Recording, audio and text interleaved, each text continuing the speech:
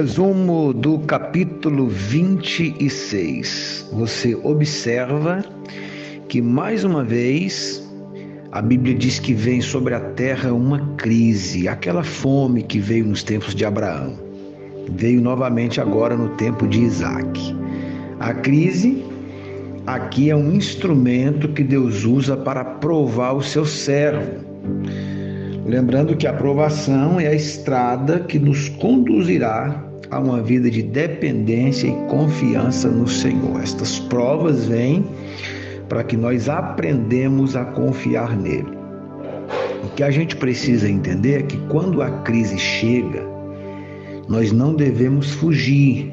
Ao contrário, nós devemos enfrentá-la na certeza que ela produzirá em nós uma experiência que nos levará para mais perto de Deus. É para isso que a prova que vem de Deus sobre as nossas vidas tem este propósito. Não é o que fez Isaac. O Isaac, quando a prova veio, ele fugiu. Ao invés de buscar ao Senhor, ele vai buscar refúgio em Gerar. Mas Gerar é terra dos filisteus. O Isaac aqui está tomando uma direção errada. Quando o Senhor ver isso, que o Isaac já foi para Gerar, a terra dos filisteus, o Senhor o adverte dizendo: não desças ao Egito, porque o primeiro passo errado ele já tinha dado, né? Já foi para Gerar, dali para o Egito era um pulo e Deus não queria. Quando o Isaac chega lá em Gerar, na terra do Abimeleque, que este termo Abimeleque pode ser um termo como o faraó, pode ser um título, como o presidente. Não é a mesma pessoa lá do tempo de Abraão, porque isso aqui já tinha passado cerca de 80 anos ou mais. Então Abimeleque aqui não é aquele mesmo de Abraão, é um outro. Quando chega lá, o Isaac comete o mesmo erro do pai. Aquela mesma coisa de dizer que a esposa não é esposa, é a irmã, com medo dos homens da terra. Aí o Abimeleque descobre um dia, né, que viu ele lá com as brincadeiras com a Rebeca, e diz: mas peraí, ela não é sua irmã, ela é sua esposa. O que a gente aprende? Irmão, quando a gente mente, quando a gente faz alguma coisa errada, fica sempre uma janela, fica sempre uma brecha. Como diz a frase, não existe crime perfeito. Então, o pecado, como diz os irmãos, né, o diabo ensina a fazer a panela e não ensina a fazer a tampa, né? Então, é por isso que fomos chamados para viver uma vida de santidade. Quanto mais longe do erro, melhor. Vamos correr, porque quando eu abro aqui para fazer o áudio, parece que o tempo voa. Lá no versículo 12, o texto diz que o Senhor o abençoou muitíssimo. Ele estava na terra que não deveria estar e o Senhor o abençoou muitíssimo. Isaac não estava no lugar que o Senhor o queria. Faltava a Isaac retornar para a terra prometida. Mas por que Deus o abençoa muitíssimo naquela terra? Porque esse abençoar vai criar uma situação para ele poder retornar. Olha o que Deus faz. Deus o abençoou, ele cresceu. Quando ele cresceu, o que diz o versículo 14?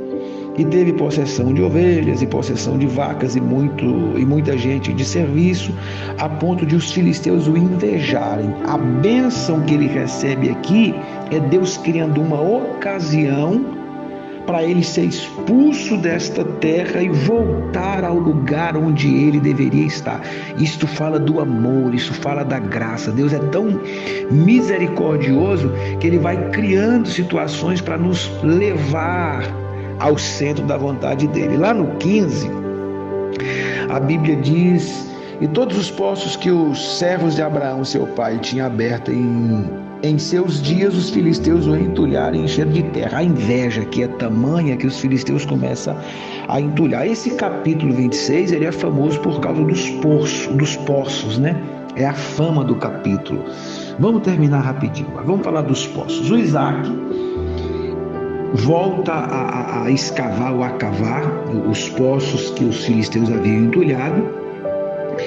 E quando ele cava poço, isso fala de um trabalho árduo, mas necessário, porque era cavando o poço que o camarada encontrava água, e a água sempre foi um elemento essencial para a vida humana. Isso significa buscar a presença de Deus. Mas no versículo 19, quando ele cava o primeiro poço, o que o texto diz? E os servos de Isaac cavaram naquele vale e acharam ali um poço de águas vivas. E os pastores de Gerar, os filisteus, brigaram com os pastores de Isaac, dizendo: esta água é nossa. Por isso chamou o nome daquele poço Ezeque, que quer dizer contenda. Quando você está fora da vontade de Deus, você busca, você cava, mas da contenda. Segundo poço, versículo 21, ele cava novamente, acha água, tem briga, aí ele diz é Sitna, que significa ódio. Agora olha que coisa linda. E se apartando dali, e abriu outro poço, e não brigaram por ele. Por isso chamou o seu nome Reobote, que significa lugar de largueza, e disse: porque agora nos tem feito alargar o Senhor e frutificaremos nesta terra. Ele se apartou e aí abriu o poço, deu água e não teve briga. Aí ele entende que o segredo está em se apartar, ir para mais longe. Quanto mais longe da terra dos filisteus e mais perto de Deus, mais abençoados seremos. No 23, ele entendeu que o negócio era se apartar. Aí o texto diz: e dali subiu a Berseba. E o que diz o versículo 24? E lhe apareceu o Senhor naquela mesma noite. Quando você vai para o lugar onde Deus te quer, o Senhor aparece para você. Aí Deus falou com ele e foi coisa linda, e o áudio ficou o maior de todos até agora, e eu ainda queria falar mais uns 5 minutos, mas vamos parar. Irmãos, o segredo é ficar na terra da promessa, ainda que a crise chegue, fica lá, porque é ali que você vai ver a provisão de Deus. Deus te abençoe. Vamos para o próximo.